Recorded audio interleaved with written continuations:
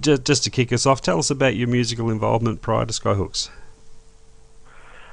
Well, before Skyhooks, I guess I was just like any other teenager in the 60s, keen on the Beatles and the Rolling Stones when I first heard them. But actually prior to that, I can remember jumping around the lounge room, and I must have been about 4 or 5, to Conway Twitty and Bobby Darin, and begging my father to buy various 45 records. I guess I was sort of aware of Elvis too, but and also groups like the Shadows, and pop music, even pre the Beatles. I used to listen to when I was at primary school. I can remember things like Itsy Bitsy Teeny Weeny Yellow Polka Dot Bikini and Purple People Eater and those kind of novelty songs that made little kids laugh. So I always had an interest in it, and in high school I played in the school orchestra in clarinet, and when the sort of British sort of boom happened, everyone wanted to be in a band, so I had a band at high school called the Spare Parts, which contained a number of school buddies, including Freddie Strauchs, who later on became Skyhooks drummer, and just kept on sort of playing through high school, doing school dances and parties and a variety of kind of small gigs. And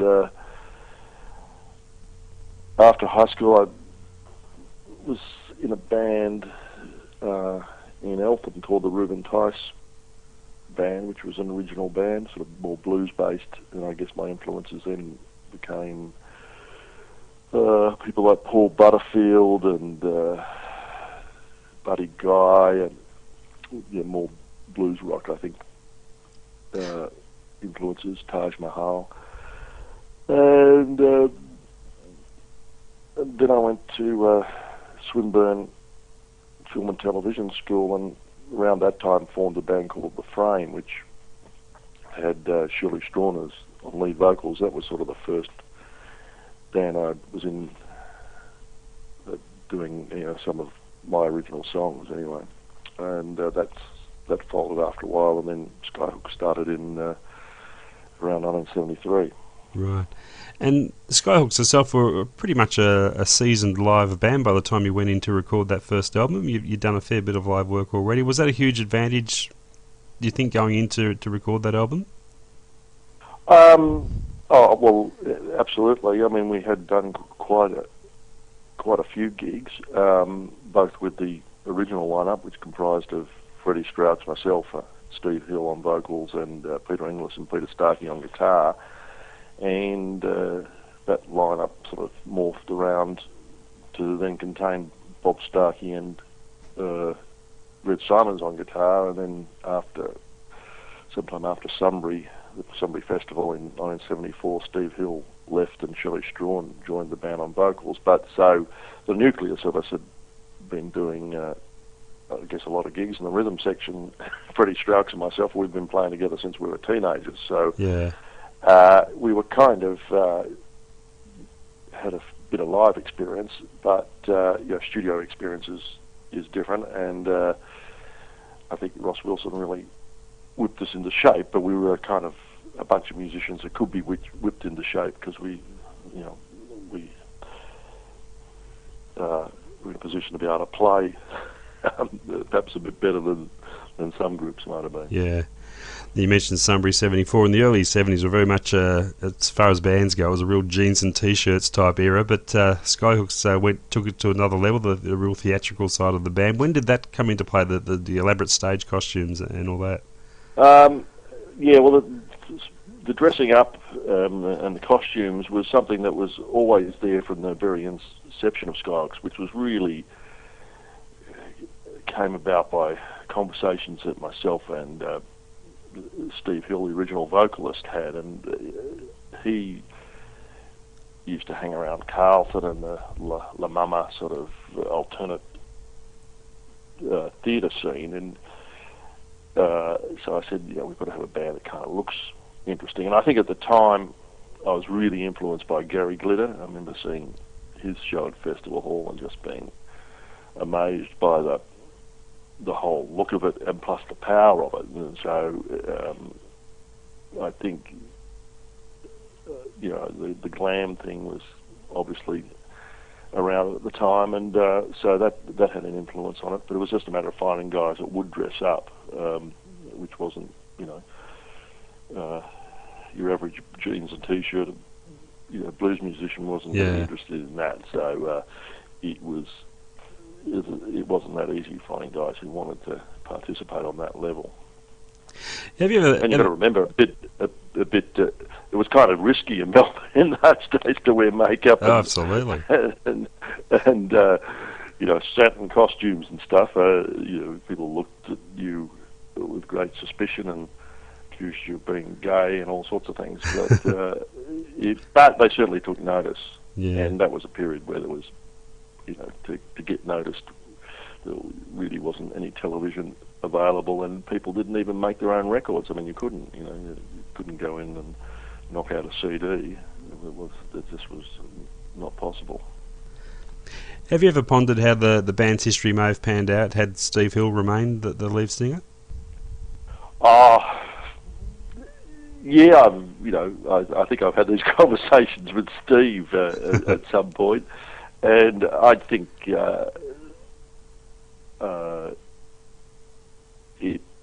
it certainly would have been different, and I think with the Shirley Strawn lineup, we were prepared to kind of do many things that perhaps the previous lineup would have had a few concerns about, in terms of Steve was fairly political in his views, and he was sceptical of the music business, and he wasn't really the impression he gave that he wasn't into making a lot of compromises. And I mean, Skyhooks, with the lineup that became successful, we were, any sort of opportunities that were there, we'd investigate and take them on rather than sort of reject out of hand. So and Cheryl was a much more, I guess, media friendly and interested in the media, in terms of doing television and radio, and that became obvious with his later career.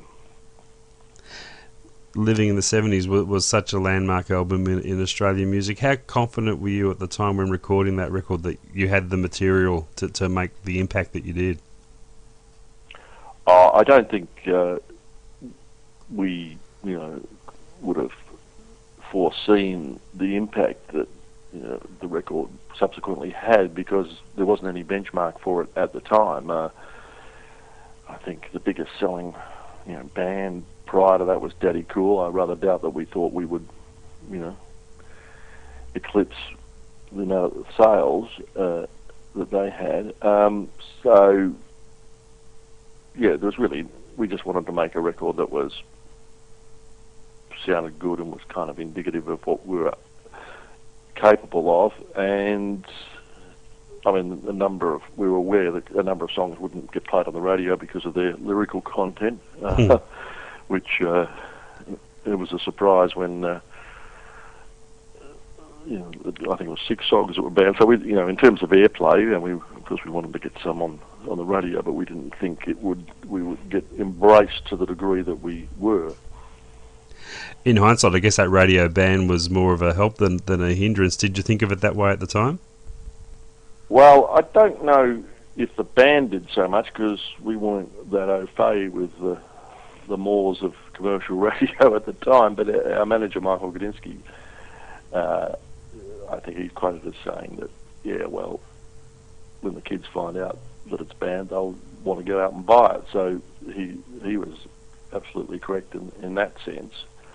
And I think it's no mean feat to get songs banned. I hesitate to think what you'd have to do now to get a song banned, and this is an official ban, a letter sent out by the Federation of Commercial Broadcasters to all its members that these songs were not to be aired on the radio. And I think now you'd probably just find that your track wouldn't get played, but there'd be no official, ban as such. Looking back, how do you think you coped with the teenage adulation that was going on at the time? I always thought it was a bit odd because I guess a lot of the subject matter of the songs would have gone over the heads of some of the 12, 13-year-old girls that were screaming at the band at the time. Well, I guess, as I've always said, only God can pick her audience, and when you get successful, you have no control over who's going to like you, and I think that is a bit of a shock for some performers that, the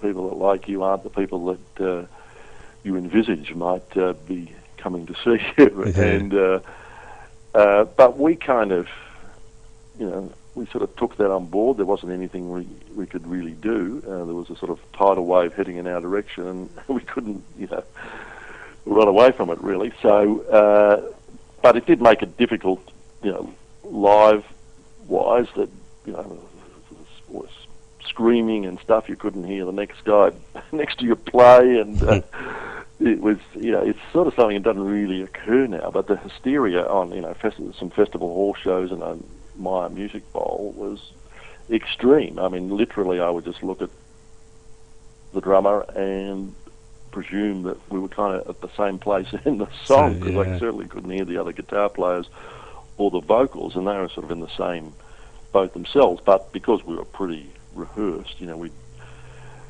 we'd do our stuff and hopefully all end up at the end of the song together. But it was disconcerting.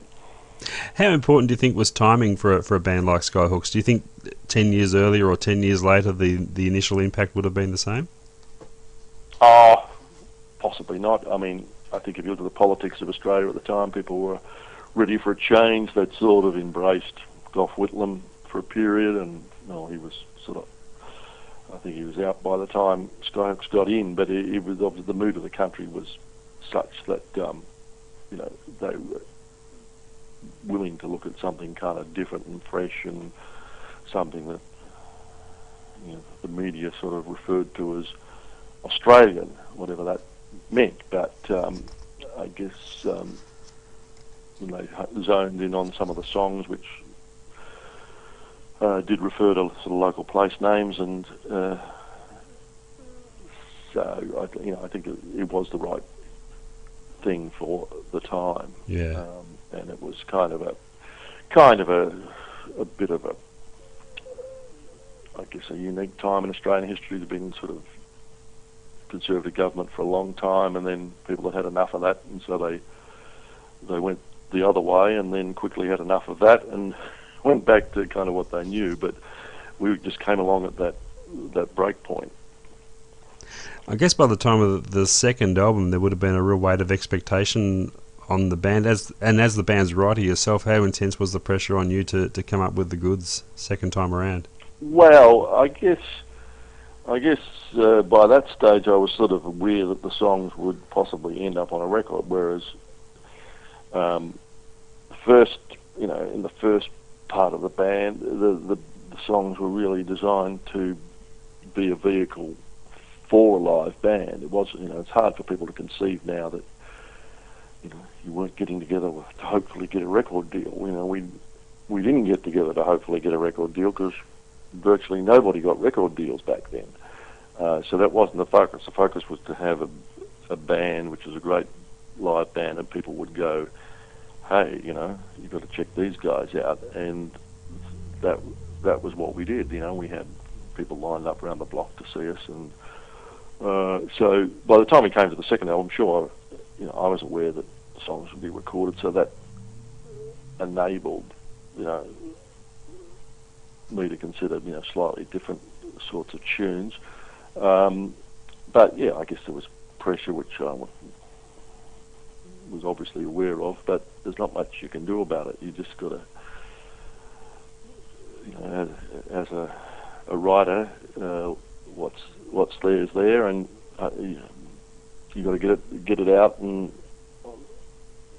on paper and on tape, and the rest is kind of up to forces way beyond me or the band, you just put it out there. Yeah.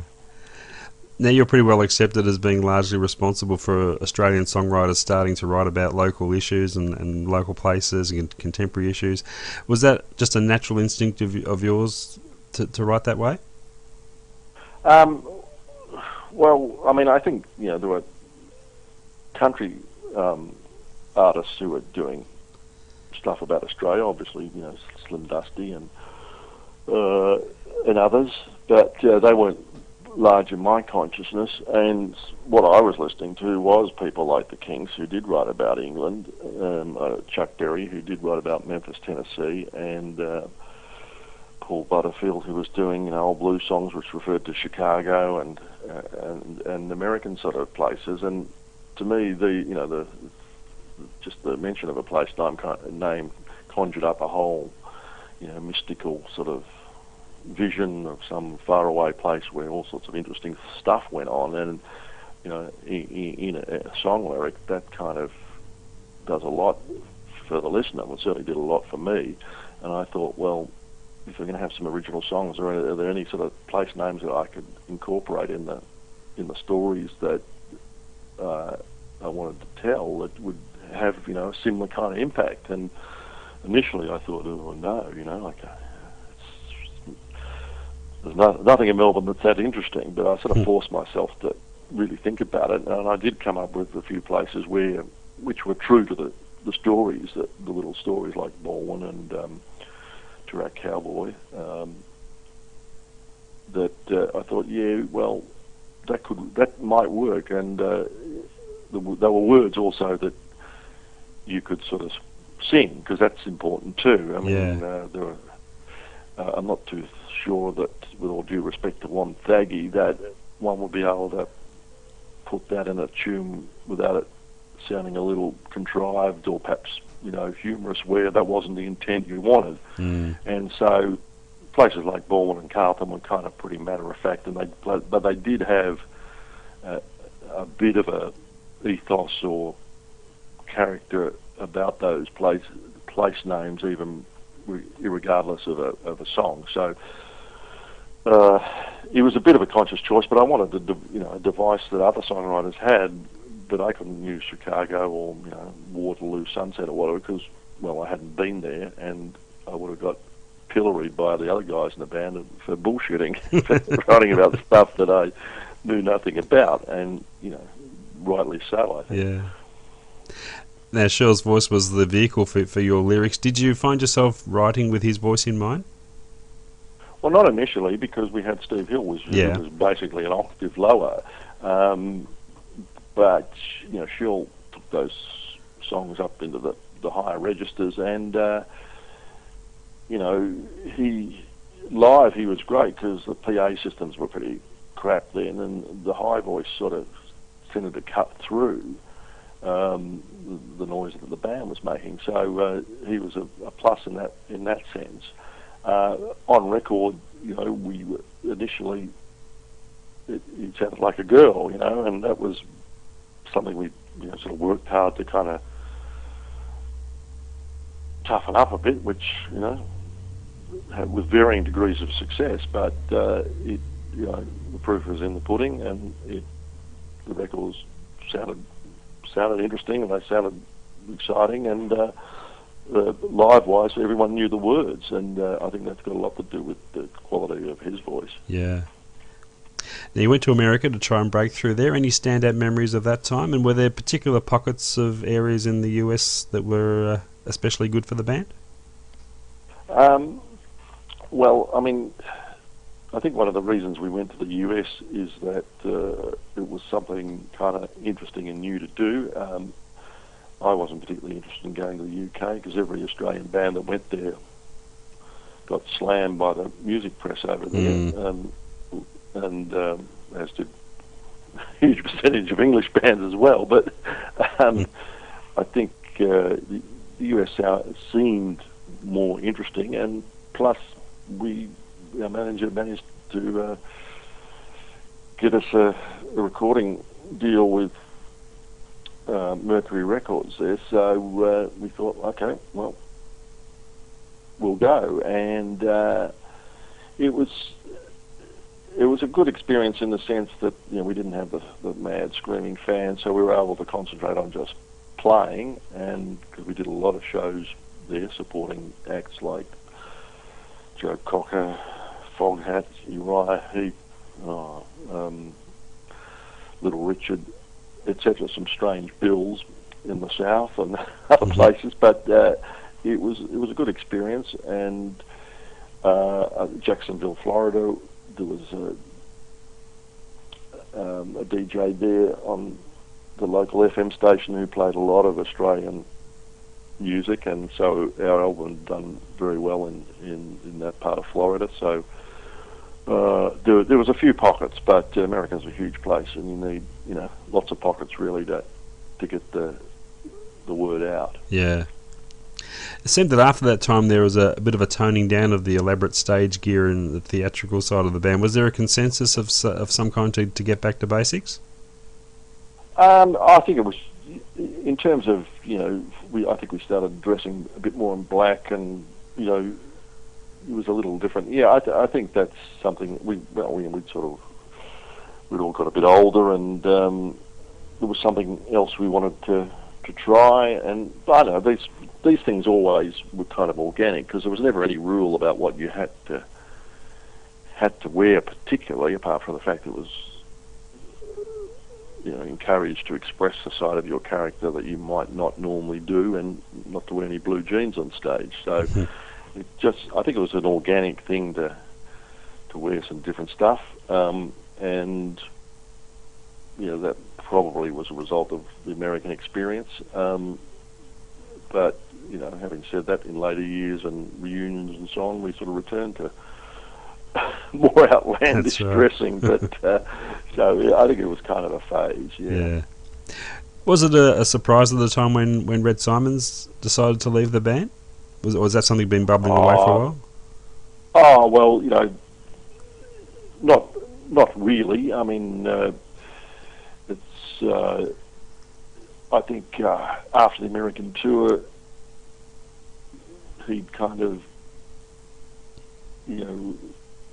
probably seen enough and decided he wanted to do some other things. So the relations got a little strained between he and I, and culminating in him going. And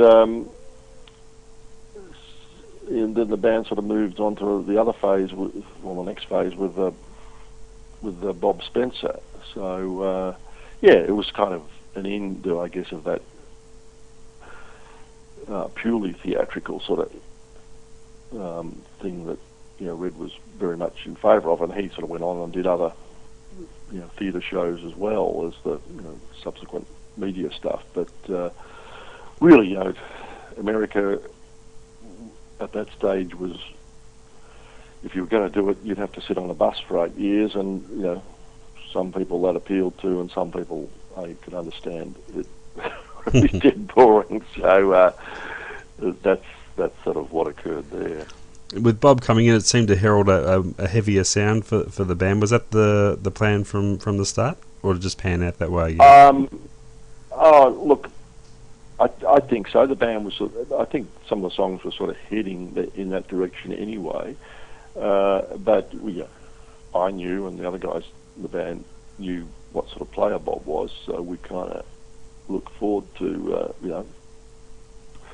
a slightly tougher sound in that area. What about when Shell decided to leave the band? Being such an upfront performer, was there any thought at the time to just putting the band to bed at that point? Oh yeah, I'm sure there were thoughts to do that, and I can't really think of any one defining moment where we decided to go ahead. It just seemed like, well, let's continue on because we liked playing. We thought, by that stage, the unit was very, very tight. And I think, some of my favourite Skyhooks gigs are towards the end of the Shirley Strawn period in 1978, when I think we were at that stage very much on top of our game, and with Bob Spencer in the band, that was a great unit, and I Yeah. think the other musicians were kind of a bit loath just to stop, so we thought, oh, let's get another singer, and keep going, which is what happened. Was it a long process finding a replacement for Shirl? Well, not really. I mean, I think there was probably a few people that I might have considered, but sort of went back to somebody that I knew, which was Tony Williams, and the other guys in the band were aware of him, and we gave it a shot and decided that we'd continue with Tony. So in the end, though, was there a defining moment when you knew the time was right to call it quits? I think we had always had a view that if it got to the stage where we couldn't afford to keep the thing on the road, then we wouldn't. We're pretty unsentimental about it in that sense. We were doing a lot of gigs around that period, and I think the period with Tony Williams was a very, very busy time if I look at the amount of gigs that were done, but it just was getting financially pretty close to the wind, so we thought, okay, well, we'll make a cut-off point and stop there and go our own ways. And you've got to remember that this is after 7 or 8 years of pretty continual work, and all of us had we were 22, 23 when we started the process, and we were all then 30, so it kind of it seemed kind of the right thing to do, just to leave it go at that period. How do you look back now on the reunions that happened through the years? For you personally, did they recapture the magic?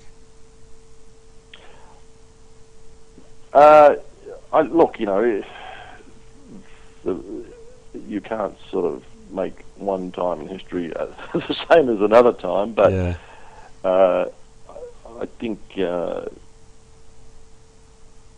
reunions have there are a number of reasons that they the fans get to see something that they may have missed, or they want to recall. It's never the same as 1983 is never the same as 1975 or whatever. But we were always surprised at the level of interest particularly in those early shows in the 80s. And but on another level, it kind of it's sort of healing for the relationships in the band, for people to get back together and work together and do what they kind of do well.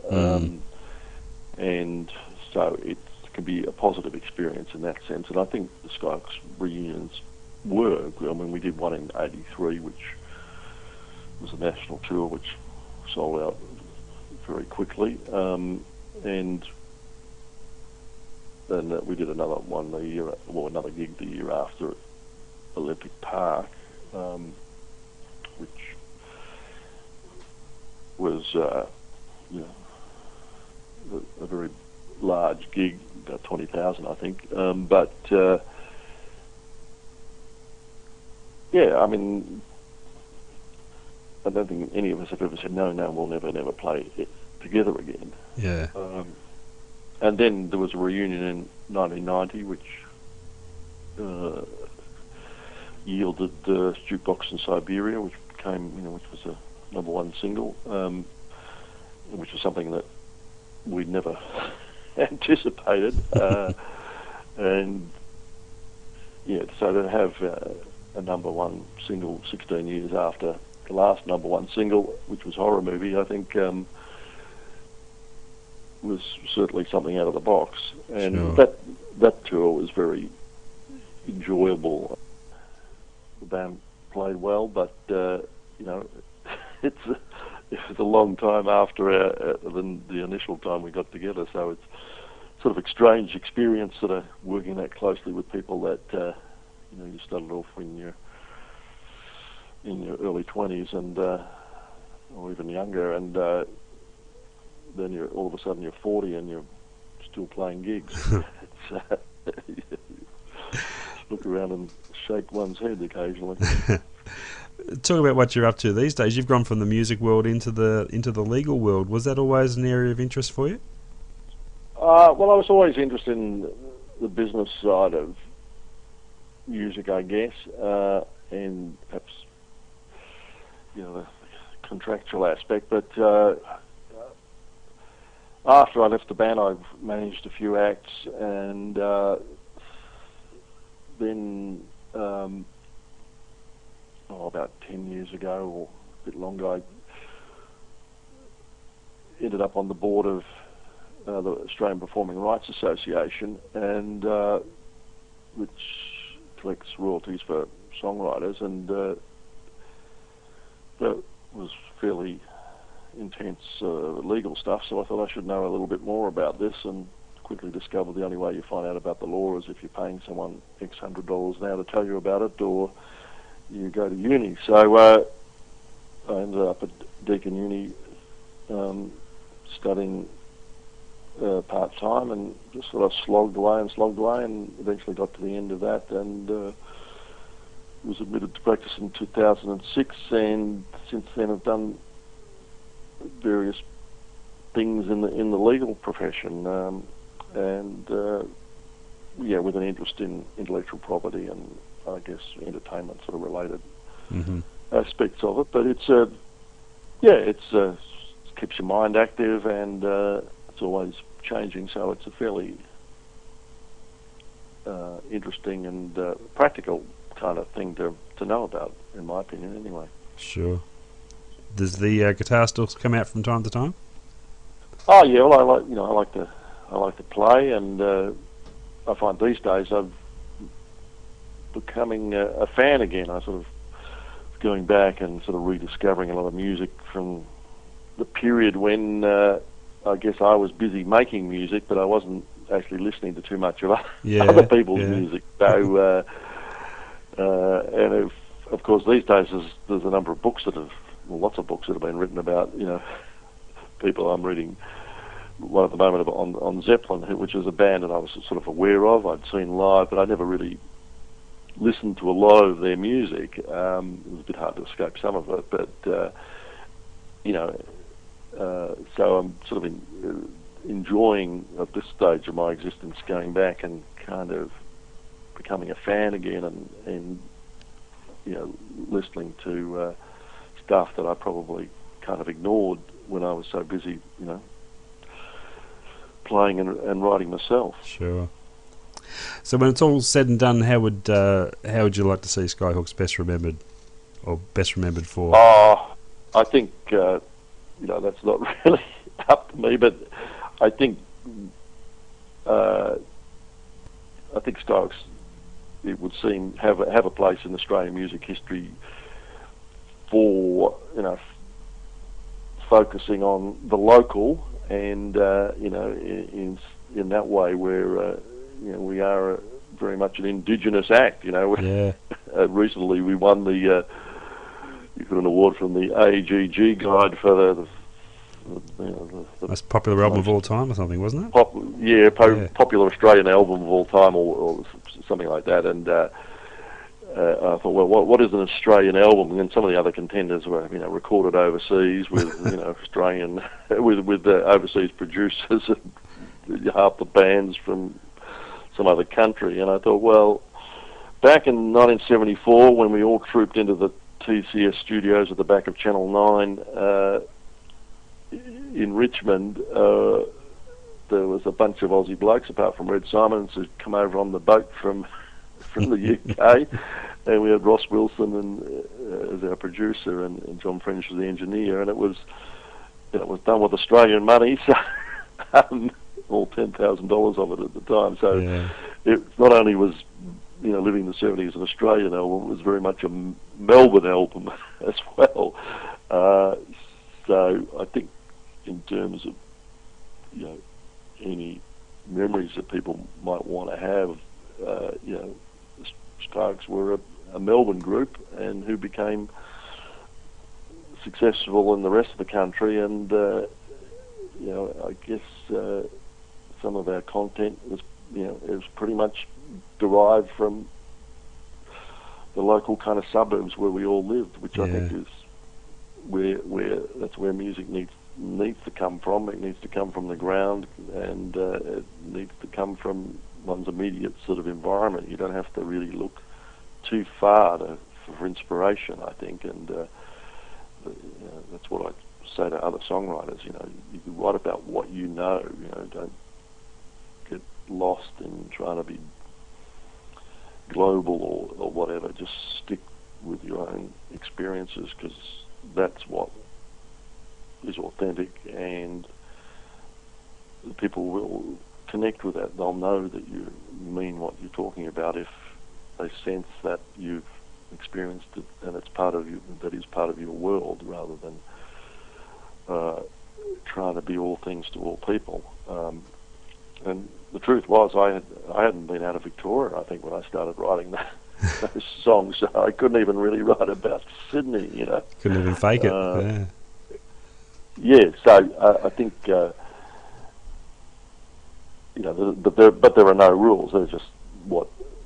That's just how it was for myself and Skyhooks. We were very much a local band, a bunch of guys that from down the road had actually got up and did it, and I think that's kind of, if that legacy means anything, then that's a good thing. It's a great legacy, absolutely. Greg, thanks so much for being so generous with your time today. I've kept you a little longer than I said I would. My pleasure. It's always good to ruminate about what was, even if I can't remember most of it.